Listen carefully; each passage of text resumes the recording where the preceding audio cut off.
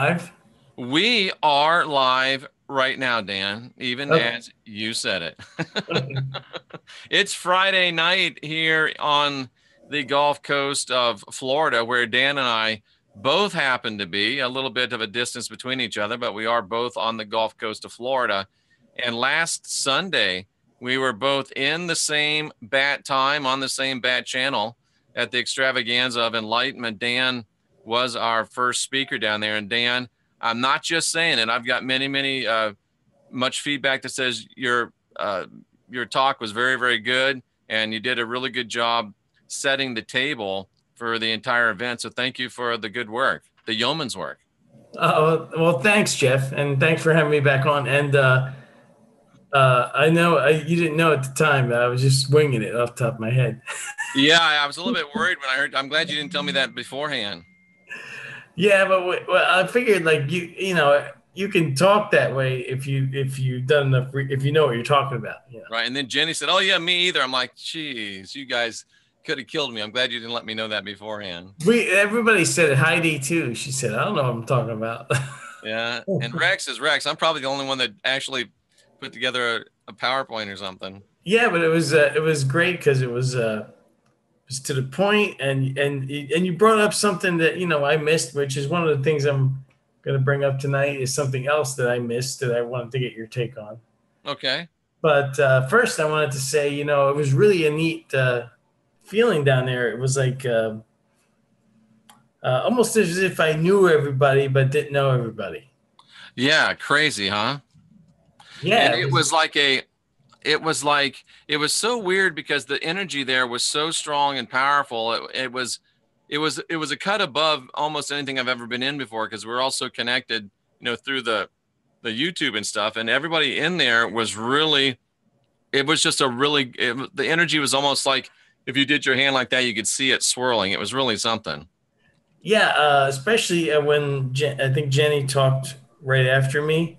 She And did. as I'm sitting there, it was like the whole thing. I was like, "Oh yeah, I wanted to say that. I wanted to say that. I wanted to say that." And she literally said everything that I wanted to add on. But I'm glad that she said it because I was talking for a while, and I was glad that she finished it off for me. But it was amazing because later she came up to me and she says, "I feel like we're on the same exact page, like, but we just got there differently." Yeah. And I knew exactly what she meant by that. And I'm telling you, brother, that character in the Constantine movie was about her. Well, I want to watch that movie. I haven't seen it since like 2000, Yeah. but now I can watch it again and get some I better. think it came out in 2005, actually. Was it? Was it 2005? I thought it was Constantine 2000. movie. Constantine movie came out in 2005. Oh, wow. Okay. It was 2005. Yeah. Then. I thought Yeah. it was older than that. Um, but did you see the video I put up earlier today with that guy in Vegas? I just looked at a little bit of it. I've had somebody. I got to share this, and we're going to be naming this. Somebody asked me to. I was walking down to grab some divining rods because people wanted them. A guy asked, "Can he walk down with me?" He walked down with me. He looked at my studio and he said, "How much will it take you to finish this?" I said, "How much?" And he took, $300 out of his wallet and handed it to me. So I've been finishing out the studio here, and we're going to name it after him as soon as I get it done, and we'll do a nice little tour. So I've been busy today getting this fleshed out, so I haven't been able to do that yet, Dan, but I definitely plan to. Well, okay. Well, that's nice. That's cool. Yeah, everybody down there was super nice. Oh, they were awesome. It was weird because I've been to parties and get-togethers and meetups before. There's always that, oh, I don't want to talk to that guy or that guy over there, and I don't. I don't. There wasn't any of that. It was No. like a somebody said it was like, and this is what somebody said. Somebody said it was like an orgy without sex, because there was Well, just a lot of love in the room, man. it was to me. It was almost like I felt like somehow we were all knew each other, and then finally met up after so many decades or whatever. It was kind of like old home week, wasn't it? Yeah, something like that. Really weird. Yeah. It was very powerful, and we're going to do it again in I think in February in Sarasota, Florida, and we're going to do it in March over in Miami, Florida, And Rex and I are talking about doing an event somewhere around the country once a month. So we're going to see. Oh, good. Yeah, good. Yeah, Rex got a lot of energy. He finished off the day, and it was, yeah, he said a lot of interesting stuff that wasn't covered by other people. So Yeah, that was he really tore good. it up. He tore it up. That's for sure. So what did you want to bring out, Dan? Well, the first thing I put up that video earlier today was actually at the Clearwater meetup that it reminded me when Jenny Moonstone said that our language Oh, was used to suppress us. You know, it's almost like a spell. I hope you found some info on that because I haven't been able to find any. I believe it's true, but I'm trying to find it. Well, that's what it reminded me of. There was a guy, and see, I hadn't remembered this, and it's amazing how blinded we are unless you really work at it to try to see what's really going on. Because a long time ago, I came across this really interesting case of this guy in Vegas, and he's dead now, unfortunately, so you can't interview him anymore. But he went by the name of the Prophet Yahweh. Oh, the guy that manifested the UFOs. Right, right. Now, what was weird was there was only 3 minutes done on a local TV station there, Channel 13 ABC News. And I put that clip in my video today. I actually found the clip, I got it, and I spliced it into my video. And the guy mentions that in the beginning, that he's one of the things that he did was you have to go to my YouTube channel. I didn't post it Well, on. I'm just trying to show people your site. And since you interrupted yourself, and let me just say something, and I need to say this to my guests, and sometimes people say, well, Jeff, why do you interrupt people? Well, here's the thing. The most important people on this show, on this channel, are not me or the people speaking. The most important people on this channel are the people in the chat room, the people, the 10,000 subscribers. They're the most important. And when I see one of them say something or ask something repeatedly that should be said, I will interrupt myself, and I will, as politely as possible, interrupt the guest as well. So, Dan, I do apologize to you in advance, but Okay. they are the reason that we're here. And if I see something really big in the chat room or something gets asked over and over, I will, try to politely break in and ask it. But tell me about the new Star Wars movie. I haven't seen it yet. I refuse to go on opening night. There's too many people there. I usually, there's a place here called the Cinebistro. It's more expensive, but you get to sit in a leather seat. They serve you dinner before the movie starts. Oh, nice. It's really a great place. And for a movie like Star Wars, I will go to that place instead of the average theater because a movie like that doesn't come around that often. So I gotcha. yeah. I gotcha. So we're talking about English casting a spell. Well, yeah. So I remember this guy. He's interviewed by ABC News, Channel 13 in Vegas, and that's actually one of the first things in the interview, or it's a very kind of the reporters kind of narrating what he learned from this guy. One of the things he mentions is that this guy's power, or not his power. He said the guy claimed not to have any powers. He simply claimed to be able to request that aerial phenomena or UFOs appear, and then his requests are honored. But because he's able to, I guess, enunciate in the ancient Hebrew language, that's what he claims. Interesting. The English doesn't do it. It's got to be this ancient language. So I remembered that, and then I remembered. I found the old news clip, and then I realized, here's a guy. This is really profound now. Here's a guy that makes this crazy claim. Now, from all these like skeptics out there and these professional skeptics, they say they want extraordinary evidence, right? Right. And normally supernatural phenomena, you can't replicate it. It usually happens. It's not very controllable, right? So you can't replicate a near-death experience. Right. It happens when it happens. You can't kill people to find out what the heck is going on. That would be immoral, illegal, and all kinds of problems with that. But here's a guy who made a claim that he can, on command, make UFOs appear in the sky, right? And now it'd be one thing if all we have is some claims and maybe some amateur footage, and then you can say, well, maybe the guy used special effects or somebody used Adobe After Effects. I mean, you could fake anything. Right. But here's a guy that a news crew and the local news crews, they once in a while they'll wander outside the reservation. The main media, you can't trust them for anything. The big news media, and Right. normally everything the local media is feeding you is regurgitation from the main media. But once in a while, they'll wander outside the parameters and find something interesting. So here you got a local news crew. They meet this guy. They pick the place. They pick the time. They pick the date, and they were in control of everything. And really, the reporter kind of says right in the beginning, he's planning on going out there and exposing this guy as a fraud. Right. So here's the guy, and he makes some kind of a statement. He's calling out to. See, I knew you would appreciate this because the guy claims he's talking to Yahweh. Right. Okay, And that's interesting if Yahweh's in control of the UFO phenomenon. right, of the air, right, Yeah, principality he of the is air. the prince of the powers of the air. Right. So, which would also make him because I think this is the same being as all these other beings throughout history, like Rex was bringing up. I think they just changed names over time, Could and this very is well be. basically the demiurge. Exactly, the demiurge. Now, Called the Bayoff. yeah, and this guy, the prophet Yahweh, he claimed that these aerial phenomena, these UFOs, like you were saying, are not really spaceships; that they're like Yahweh's messengers. So now we're going down the UFOs or demons route. Or archons. Archons. Right.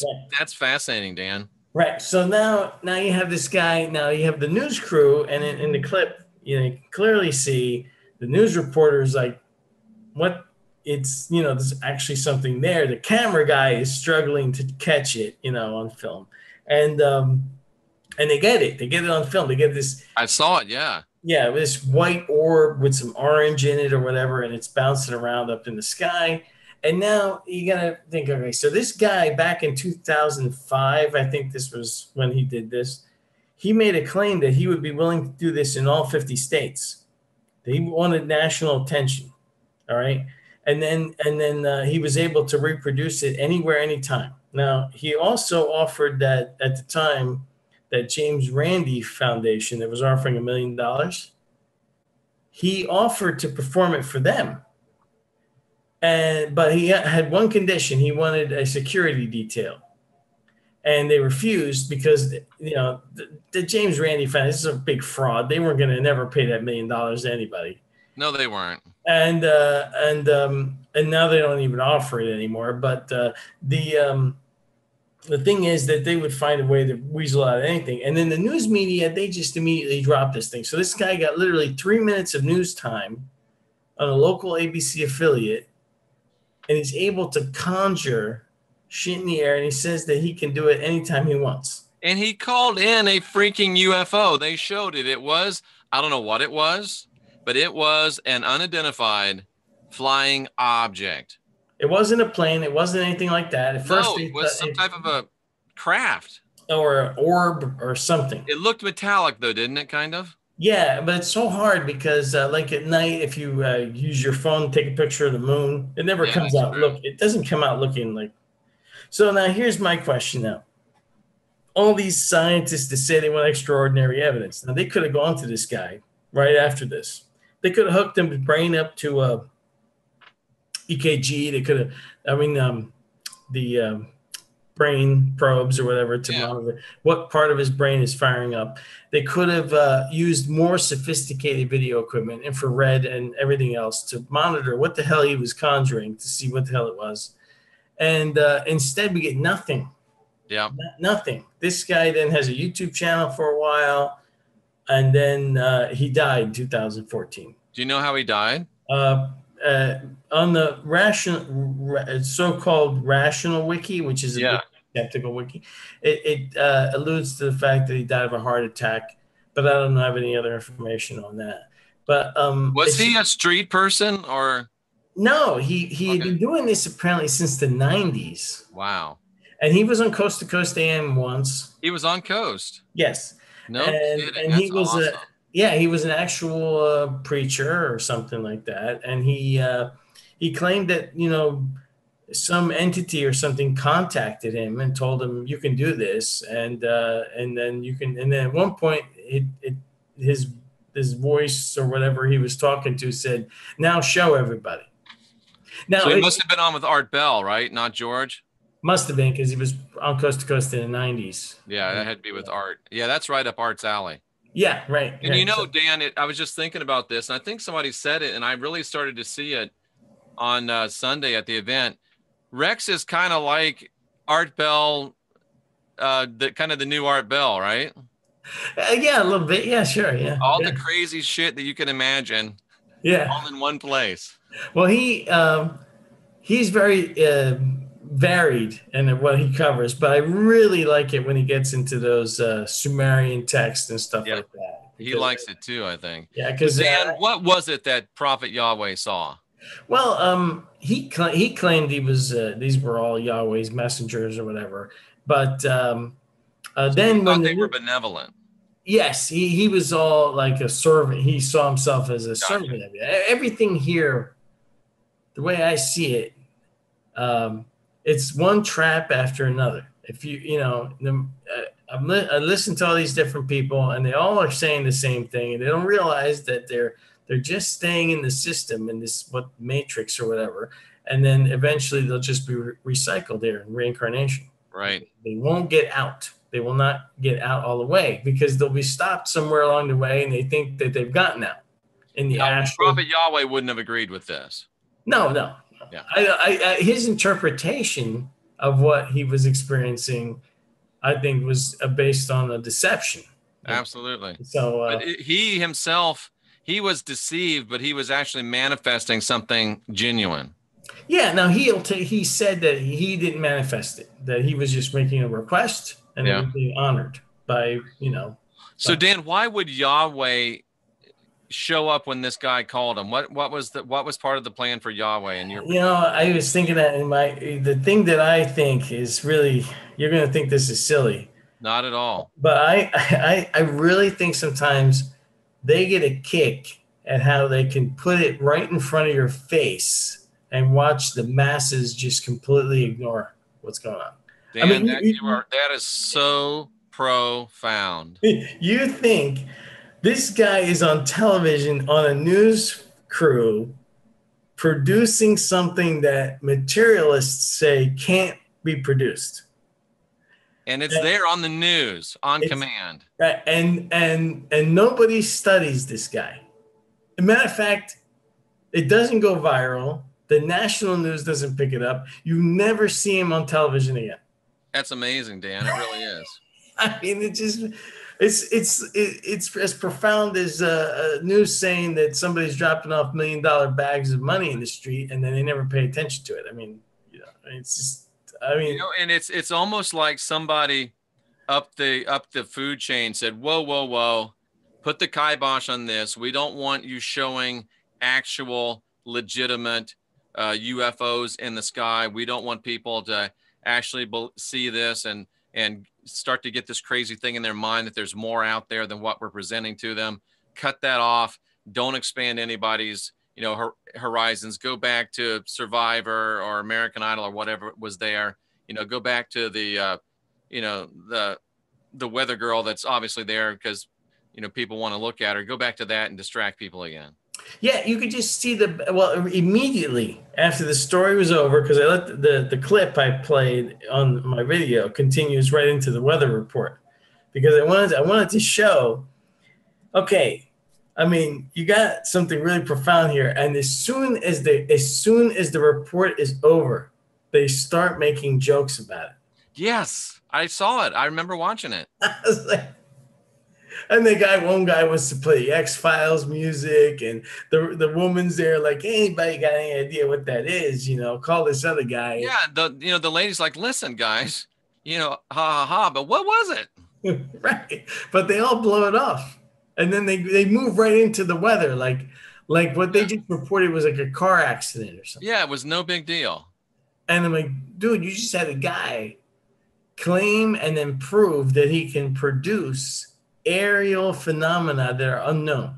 And this thing supposedly started flying away if you watch the video, and then it turns back and comes back at them. I know. I saw it. It was crazy. I mean, I just so then that made me start. First, that was actually Jenny that made me remember this because I had seen this and Did blown she off. bring it up to you? No, it was that comment she made about language. Gotcha. And then I remember, oh, there's that guy, Prophet Yahweh. He said, you can't do this in regular language. You have to do It's it got to in. be Hebrew.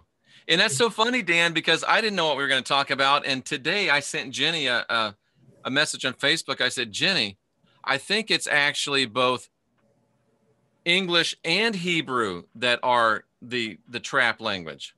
Yeah, And it's now here you anything. are bringing up Hebrew.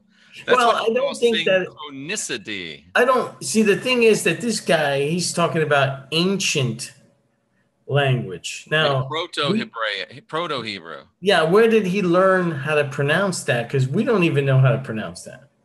I don't think. Maybe Yahweh told him, Dan. It's possible because he said he was communicating with something. Yeah, So so he was, I have no problem believing that the demiurge or someone working for the demiurge would channel that information to him. yeah. So this guy was a victim of, and I really think it's almost like they're shoving it in your face. They're like, watch them ignore it on television in front of a news crew. Watch them just go off and not pay attention to it. I mean, it's almost like they're making fun of how they can put it, and then that made me start to think right after that of like something I mentioned that day was how how we can humans can get together and we can do the most amazing things unless you enter into what we would call politics or religion or spirituality, and then everything crumbles into disarray, chaos, conflict, disagreement.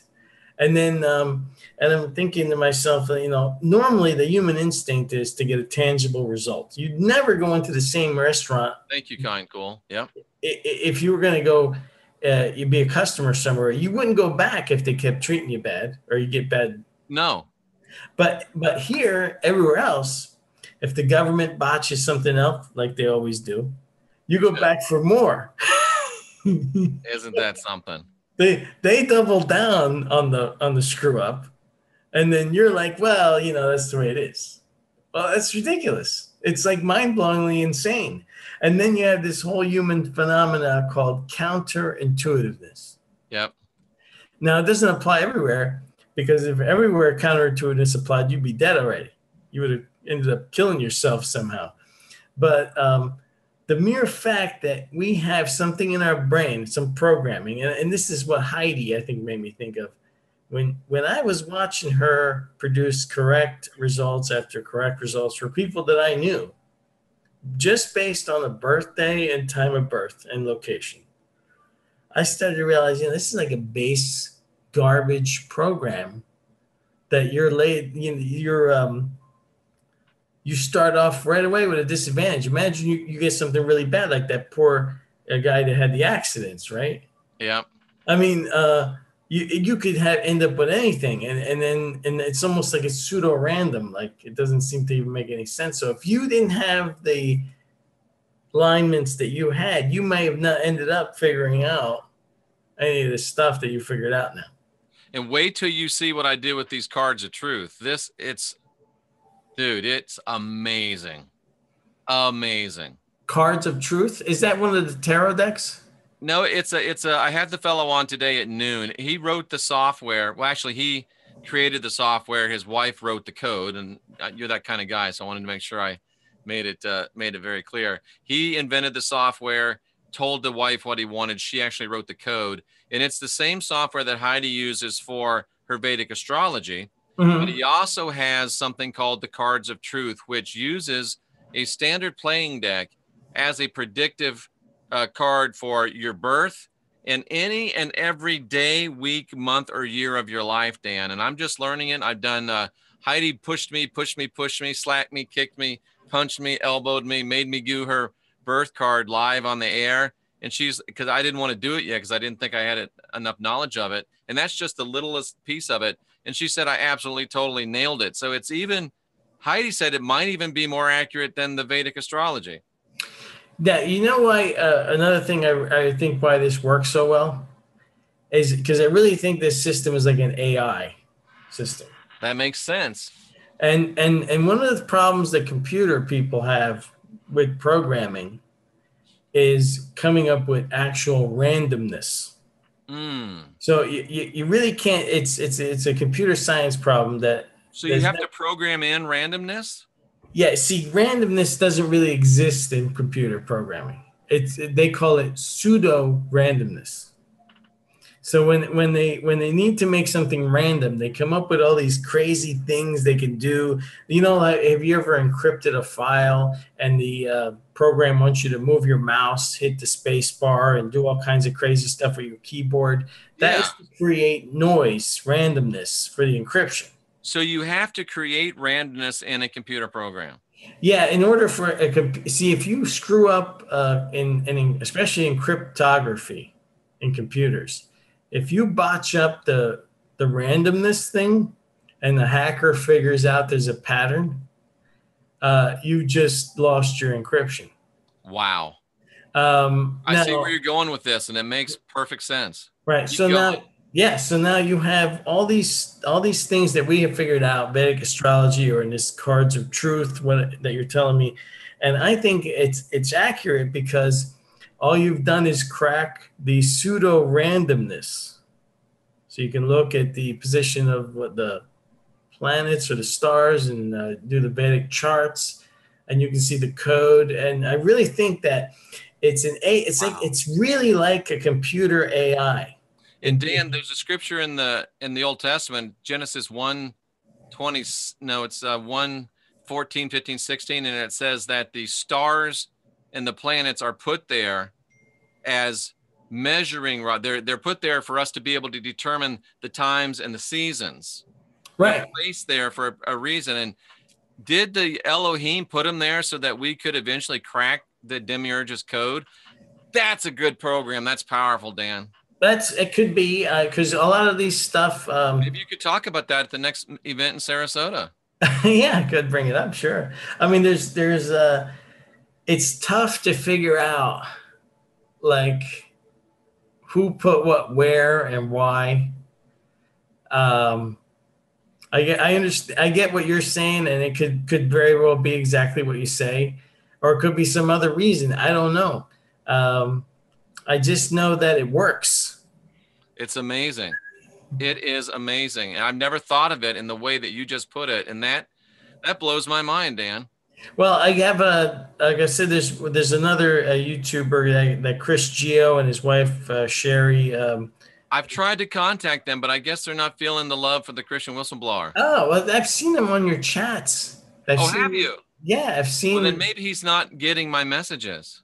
Could be because I've seen that Beyond the Veil thing in your chats. And he's typed in comments occasionally. I would love to have him on. If you ever do interact with him, open door. I would love to have them on. Yeah, it seems like they do like these 3-hour podcasts, but some of the deep stuff that he comes up with, I totally agree with. And he also feels this is all on a big AI simulation program. And he's also very into this concept of non-player characters, that some people aren't really people. They're just in the system here, like Robert Stanley was talking about, and like is his name John Pinella talk about organic portals, they call them, or spiritless humans, you know. And really sometimes people are really vacant. I mean, they really are. But at our event on Sunday, everybody was very authentic, weren't they? They were, and you could feel that. Matter of fact, one weird thing that happened to me there, this one woman, I don't know who she was, but I was at some other place like a year or two ago, and a person came up to me, and I guess they claimed that they could see auras or whatever, and she said that I was blue and violet and white. That's what she told me. And your aura, right? Yeah, that's what she said. And then this woman came up to me at the event while I was sitting there, uh, in between things, and she also said the same thing to me. She said, "You have like blue light around you and white energy all around you." And I can attest to that, Dan, because I do read auras, and I was sitting there looking at the auras of all the people there, and it was literally like fireworks. Now, I don't know what blue and white means. I'm not sure. I think all these things have Well, think meaning. about it. Blue is what? It's purity. It's tending towards knowledge, or towards purple, which is divine knowledge. Blue is, peace. So yeah, you're in a good spot. Oh, that's good to know. Yeah. Because nobody tells me what that means. They just tell me they see blue and white, and I'm like, well, that's cool. I Do you like ask them blue. what it means? No, no, I just kind of get thrown off by it. I'm like, You gotta okay, ask, brother. I don't see anything. I don't see any colors. Deborah Tucker asked a question, Dan. How do you know if you have a soul? Oh, I actually had a comment left in my one of my videos a long time ago, and I made a video about possibility that some people don't have, like it's not that they don't have a soul. I think that it's like they're part of a collective hive consciousness from the AI, from the demiurge, and then there's individualized consciousness, and that tends to be, I think, people like me and maybe like you and others that are highly, we just highly are individuals. We don't belong to anything. We're not part of some oneness. We are separate. And we fight against that idea. Yeah, and we instinctively hate collective thinking. We just don't want to have any part of it. And there's other people that literally just go in group think, and they just seem to have no mind of their own. And love it. Yeah, it's not a problem for them. And I think it's just some guy left a comment once that he thought he was one of these, because Now, Melanie Warland was the one that came up to you, and she said that your blue was for calm, knowing, and intuitive. So basically just what I was saying. So nice that wow, I got that's nice. confirmation from someone that knows what they're talking about. Okay. Melanie Warland. You remember Melanie? She's from, I believe, WikiWatchy. Yeah, I remember her. Yes, yes. I remember WikiWatchy. I went there when I was a kid. The mermaids were there. Absolutely. Yeah. Absolutely. Yeah. So, what was I saying about the? Oh About yeah. the So soul. somebody left a comment that they thought that they were one of these. They said they don't seem to have any independent thoughts. Now, even as a young kid, I had incredible imagination. I would Right. imagine virtual worlds. This is, when you're little in the 70s or whatever, there's no technology to distract you. All you had was your brain. Spent a lot of time being bored. And my imagination would create all kinds of things. Sure. And I don't know. I would think that if you have some kind of awareness of your awareness, you probably, and if you're asking these questions, you're probably not. It's exactly what I was going to say, Dan. If you ask that question, do I have a soul? You either do have one, or you're on your way to getting one if you didn't have one. Yeah, To because ask that question means that you do. yeah. Now it could be that these people that you consider organic portals or whatever, they may just be so ground down that their soul has just been, shrunk or diminished here from being here so long. I don't know. Oh, Melanie's not actually in WikiWatchy. That was Joy, but Melanie's over in Tampa. But anyway. Yeah. Okay. All right. So then, one of the other things that I wanted to ask you tonight, this is And Amanda just said, if you're here with us, you have a soul. yeah, exactly. I So like you're it. asking all these questions, and you're trying to get out of here because the AI can't live outside of itself. That's right. So, That's right. So the way I see it is, because I was listening to this one guy's video today. He was out of body experiencer, and I think that he was also deceived. He was describing basically like, and at the end, like the way he saw it is, there's no other way. You just get reincarnated. And then, like, if you've gone to this middle soul or core that he was talking about, these people describe this core, and then you get absorbed, and then you get recycled, then you're still in the matrix. Yes, you are. You need to get out of the whole universe and go into the multiverse. Get out. Absolutely. Absolutely. So But what else is on your mind? well, okay, so this is right up your alley. I love this one. I don't have to think and think. I just let smart people do the You're talking. gonna love this because I haven't heard you mention this. It was in the news a while ago. I happened to catch it, and it was that the Pope wants to change the Our Father, that he wants to take out something that was, see, this is what I'm talking about. You can have something right in front of your face. And sometimes even me, like I hear that he wants to change the Our Father because it has the words "lead us not into temptation" in there. And for Protestants, that's the Lord's Prayer. Right, right, and then of course it says it that way in the Bible, right? Which you can't change because it's supposed to be inerrant, right?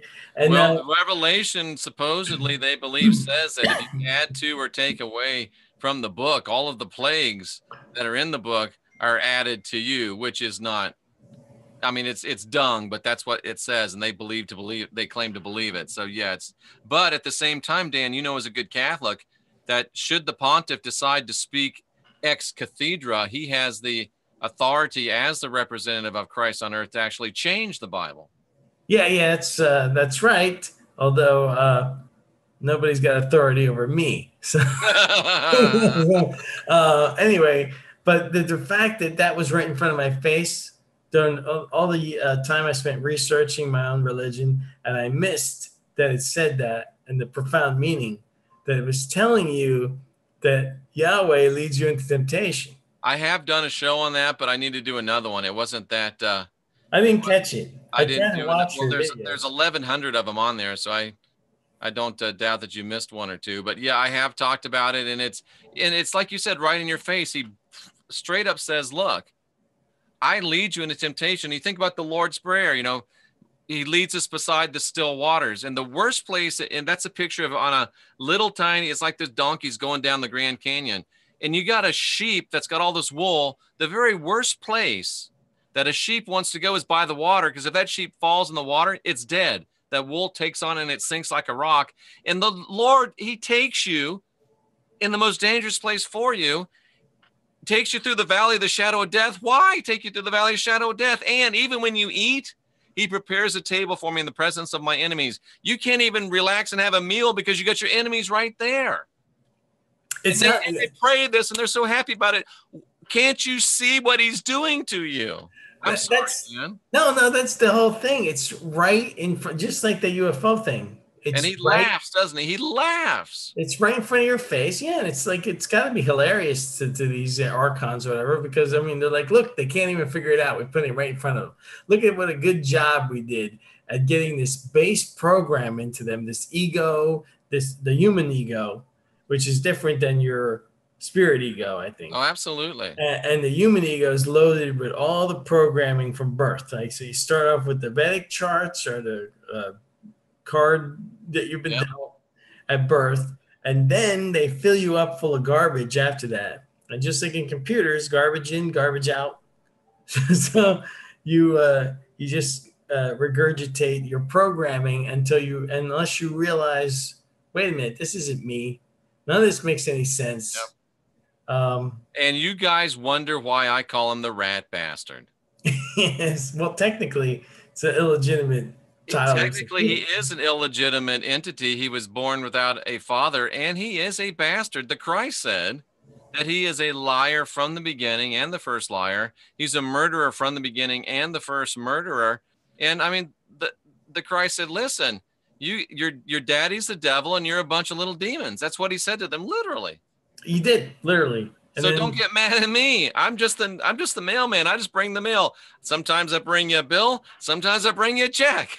yeah, yeah, it's so funny because they have to have an army of apologists and websites and every problem that they have to try to smooth out, explain away. Yeah.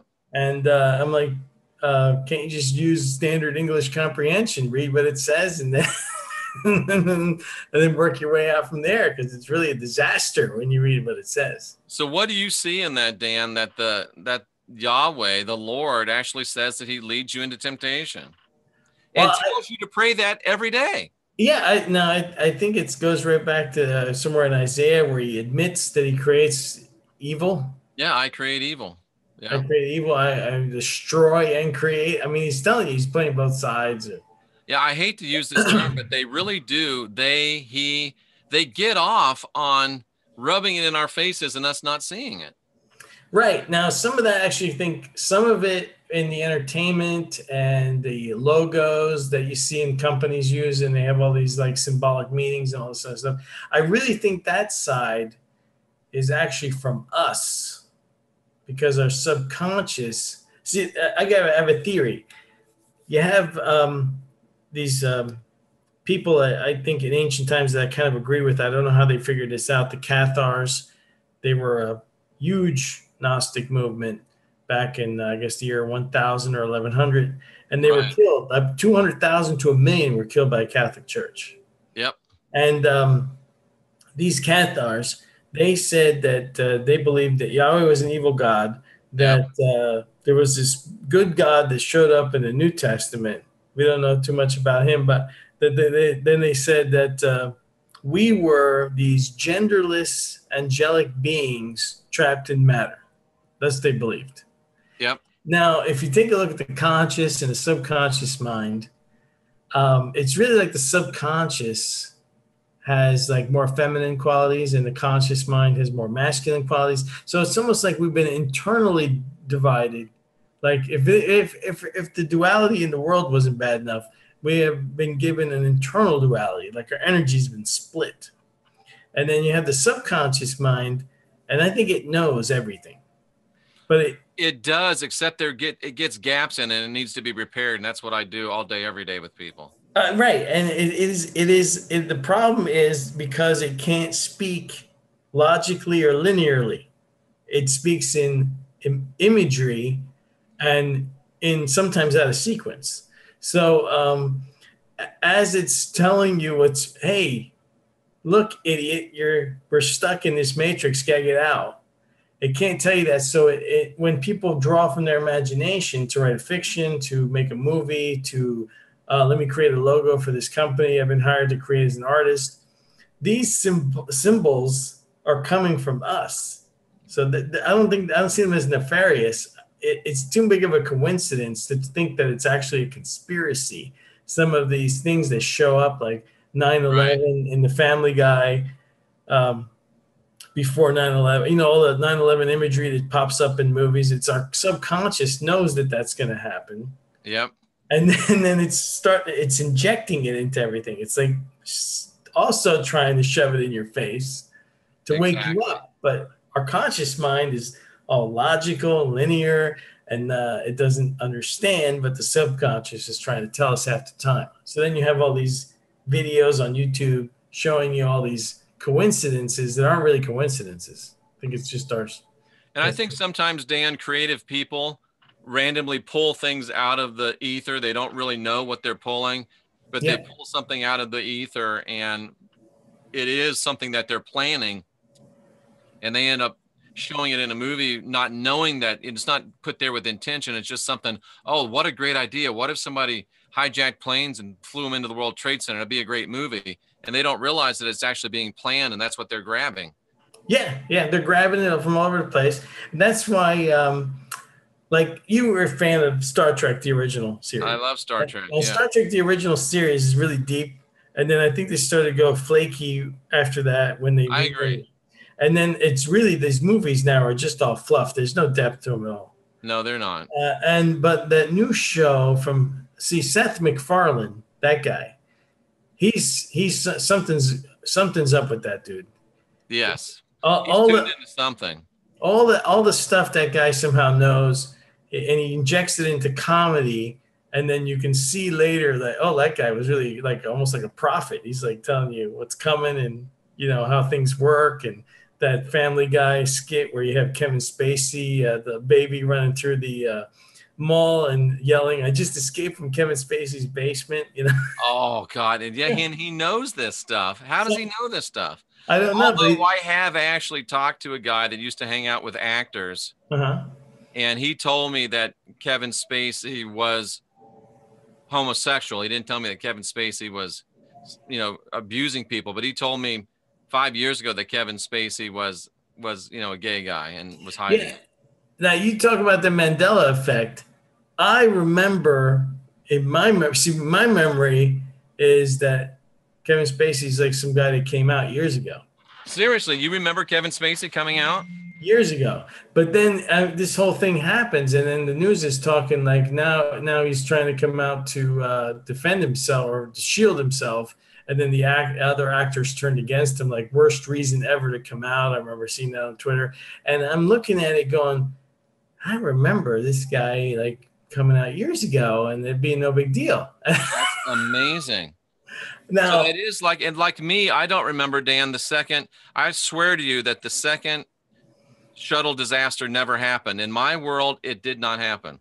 yeah, now I think these are glitches. This AI is not perfect. That's why we're allowed to figure out what's going on, because it's like we're kind of hackers inside the system, ghosts in the shell, if you will. That And was a great movie. I think yeah, you told me to watch that, and yeah, I did. And as soon as you said it, I watched it pay-per-view somewhere, and I was blown away. yeah, it's amazing. And And she's a really good actress. yeah, she is amazing. Johansson. Yeah, I mean, and then you have so you have all this now in with Star Trek the original series. In the 5th episode of the first season, there's an episode called "What Are Little Girls Made Out of?" They're I literally remember that. they're literally going through this whole robot body, putting your consciousness in a machine. This is in like 1969, 1968, whatever year that was on TV. I mean, you're talking about like stuff that was so Gene Roddenberry, like Seth MacFarlane. Now, Seth MacFarlane has this new show called The Orville. Somebody was just asking about that, and I haven't seen it. Okay, so The Orville, I've been watching it. I watched it. I haven't seen the season finale yet, but I've seen all the other episodes. How is it? Okay, it is literally as deep as the original Star Trek. Is it really? Yeah, but Seth MacFarlane injects comedy into it.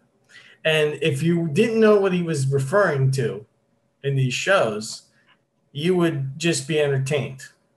Yeah. It's really how good sci-fi works, right?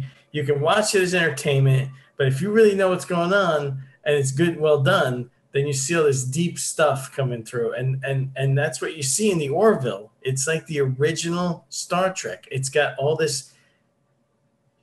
Every episode, there's something in there that's like he's touching on something, and he's like he's not very polarized. He makes fun of everybody, Well, I can respect that, and I do need to. I'll probably have to sit down and watch the Orville. I don't watch a lot of TV. Yeah, I think there's only like season 1. I think only has I don't know 11 episodes or something like that. But there's a lot of humor in it. It has a lot of references to our generation, even though it's supposed to be happening 600 years in the future. Well, the original Star Trek was that way too. A lot of humor and a lot of cultural, social references. Yeah, but there's more in the Orville. Gotcha. More. First interracial kiss on television was on the original Star Trek. Yep, I remember that. Yep. Now, in this one, they touch on even deeper stuff than that. Oh, really? But he does it in a way that, like in the one episode I was watching, they end up in 2-dimensional space. Okay. And I was sitting there going, wow, it's just like that book Flatland from the 1880s. And then later, as he's in the ship's bar eating, he mentions it to the first officer, which is his ex-wife. He says, "This is like Flatland." A book from the 1880s, and I'm like, oh. But he's like, but it's like the whole thing with Flatland. If you know the book, and then like what he's showing you is like people in one dimension can't understand another dimension. Like it's hard to understand if you're in the lower dimension what's going on in the higher dimension. And so it's really deep stuff in there. Yeah, I'm gonna have to check it out. Yeah, that's really something else. And the Vikings is another show. You watch that one? I've watched Vikings, and I watched a bit of it, and then I kind of got lost in it. Kind of lost interest in it, but it's very interesting. I saw like most of the first season. I saw till where, the blonde guy took over from Gabriel Byrne. Mm-hmm. That's kind of where I've about seen up to. Yeah, then it gets deeper into this conflict with the Saxons. So you have the Christians at the time battling the Vikings, and it goes deeper into like the differences between the religions and Oh, nice. So it'll get even better then. I need to keep watching. you know, it's all written by one guy. That's amazing. Yeah, the one guy writes every episode. He's written 70 episodes. I think it's incredible. They've got 70 episodes of that show already. I think so. I think they're up to 70 now. That's amazing. I That's think. amazing. Well, that's positive. Lots of good data. I'm checking out some amazing data on my other computer right now. It's pretty wow. Interesting stuff. And I keep seeing in the news constantly lately in the last year or so, the Catholic Church promoting exorcisms. What's that all about? Are you asking my opinion? Yeah, I don't know. I can't figure that out. I think what they're doing, Dan, is they're trying to, they're in the midst of a situation where on both the Catholic end of the spectrum and the Protestant end of the spectrum, they are seeing a mass exodus from their churches. Their attendance is way down. Their incomes are way down. People are fleeing the Catholic Church. In fact, when I was on Coast to Coast a couple of weeks ago, George again referenced the fact that the new Pew research shows that there's less people identifying as Christian than ever, and the millennials are almost absent from the churches. So I think what the whole exorcism thing is to try to scare people into believing that the devil is on the loose. There's demons behind every bush, and your only hope is the Catholic Church. So what they're trying to do is scare people back into the Catholic Church. It's the last desperate act of a dying group, in my opinion, to ratchet up that fear again and try to get people to come back in. And Dan, I'm going to make a prophecy here. The next thing that's coming is you're going to see the Jesus come off of those crucifixes and come to life. Really? You're going to see that. Well, that would be something. You are going to see that. But I wouldn't put it past them. Anything to maintain the control between religions and atheism. Those two factions have to keep some kind of balance. Yep. It's amazing. Yeah, so it's because they got videos of these exorcisms and people like screaming on the ground, and I'm like, what the hell is this all about? And first of all, how can unless somebody's a non-player character, how can they be possessed by another entity? Well, I think it's a con, Dan. I think that the priest and the demons are working together, because the priests, get to manifest all this power. The demons get to inflict punishment on people. And what people don't realize is that when you cast a demon out of a person, the Christ said that demon then will go and look for other demons, and it will bring back 7 more worse than it. And that might mean 7. The word could also mean 70, and the word could also mean 70 times 7, which is emblematic of infinity. So by casting a demon out of a person, you allow that demon to go to get even more demons and take them back to that person. So guess what? Then they need the priest more. So it's a you scratch my back, I'll scratch yours partnership between the Pope, the priests, the preachers, and the demons. It's what you call job security, Dan. And the first rule of a bureaucracy is protect the bureaucracy, and that's what it does. Yeah, that makes sense. Yeah, yep. Sure. I'm convinced that's exactly what's going on. Yeah. Control the supply and demand. Make sure you have a monopoly. Absolutely, 100% sure. Yeah, that is amazing. Okay, that's my answer anyway. No, that actually, I don't know. It's best answer I've heard, because I couldn't make any sense of it. I'm like, what the hell is all this about? Even the Pope was quoted. So he said something else after this, take out the lead us not into temptation. Then he goes into this other thing in a different day where he says that the devil's smarter than you think. He's very intelligent. I'm like, how do you know? Exactly. How do you know he's smart? Huh? Because he's the same as Yahweh, obviously. He's all part of this AI construct. And that guy, Chris Gio, he thinks that it's not intentionally, or it doesn't feel any emotion. Like he's always trying to figure out how did it happen? Did we build something, go in it to play a game, and then get trapped inside our own simulation or something else. I mean, there's all kinds of theories, but the way he sees it when he takes like these DMT trips, he says it's like a hydra. It's like an Ooh, octopus. That's the so way. he's into DMT. Yeah, yeah, yeah. See, this thing's amazing. Like Jenny Moonstone, through her intuitiveness or whatever, and her abilities, she, I guess, gained knowledge that way. I gained it through complete research. Research, research, research. This guy, Chris Geo, same page as me, same page as Jenny.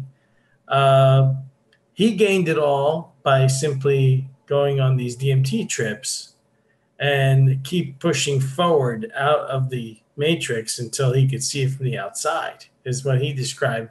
And he said he sees it, and it's literally shows him that it's like a hydra or an octopus. That's literally like something that has its tentacles into everything, like some kind of he calls it a artificial intelligence that doesn't have any emotion or hatred toward you. It's just following its program. Interesting. It's programmed to keep you here and to trick you in any way that has like an algorithm to do that. So it'll offer you whatever you want as long as you stay in the system. Isn't that amazing? And that just is so much like what the Matrix says. And then you think about the Marvel movies with the Hail Hydra. Yeah, and it shows up everywhere. Hydra shows up everywhere, and it's not just him. I've listened to other people interviewed that have taken DMT, and many of them report seeing something they describe as like an octopus. See, I didn't know that. I've heard about the clockwork elves that everybody sees. Yeah, the elves. Yeah, And isn't there some type of a snake or something that everybody sees? dragon, snake. Yeah, Dragon, snake. And then they're also now everybody's seeing this. Tell me one more time what it was. My mind just went blank. like an octopus, Oh, an octopus. That's right. or a hydra or something like that. And then you have that word hydra goes back to the Greeks, and it's almost like this stuff has always been there. It's not hiding. It's just plain sight. And then his thing was that it's glitching because there's too many players in the system. Is that why they want to reduce the population? Yeah, it can't keep up, or it's having a hard time. Just like a computer that's overloaded with work. Because some of the stuff that's going on now is crazy. Look, this stuff with the Me Too and the sexual harassment, and Yeah. suddenly it's like coming out from everywhere. Um, which is interesting, but it's like, why now? Why is it gone like this crazy now, like viral beyond belief? It's just like almost as if the system needs to have you distracted. So there really are too many people in their system.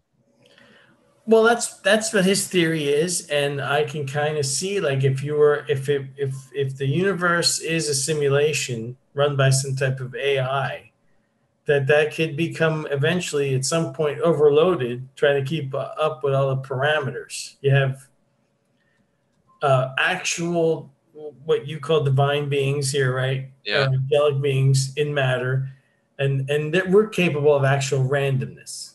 See, you know what the weird thing is?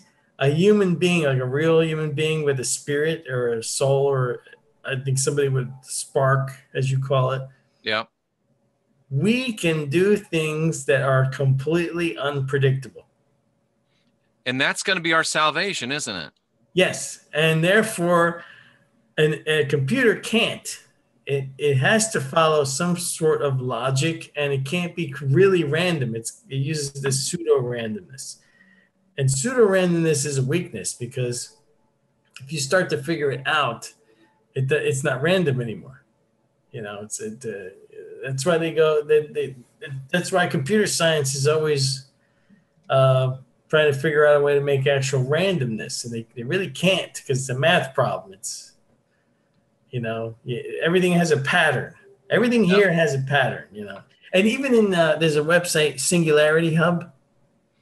I have to go to that. I haven't been on that. Yeah, I was on it earlier, and there was an article from December from yesterday And because you've been talking about AI, I'm looking at it right now. It says, "Will artificial intelligence become conscious?" And then when you read the article, you can see, number one, they're starting to consider the fact that consciousness doesn't come from the brain. Interesting. And then they're starting to, there's these scientists, that's really the dangerous path, because you worry about them trying to stuff you into a machine body sometime in the future. And like you said, we might be the last generation of real humans. Right. Well, as of right now, a lot of these scientists, they're really deep into materialism. And they want to think that the brain is it. Right. Brain isn't really it. It's just like some kind of other thing that is layered in on top of you.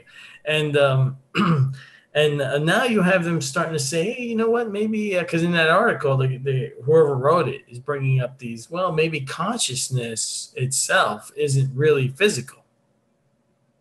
Now when you have scientists starting to say that, that's big deal. That's amazing. Dan, this is such amazing stuff. And one of the rules of show business is always leave them wanting more. Yeah, So let's yeah. end this And right now. we've been on for an hour, so Let's end this right now. yeah. I mean, amazing stuff. And this is why I asked you, and full disclosure, folks, I asked Dan to do a weekly show, but he wasn't ready to commit to that yet. And that's why you're so full of depth of information. I hope we can get you back again to pick up on this and talk some more about it. Sure, in the future, I'll be happy to come back, Jeff. I like talking to you. I enjoy your videos. I think you really contribute a lot of stuff that I never considered before. So, well, that's the beauty of it. You and I are so different, and we look at things from completely different ends of the spectrum, and it's all about balance. And as long as we don't get to the place where, I think I've got all the answers, I don't want nobody else on, you think you've got all the answers.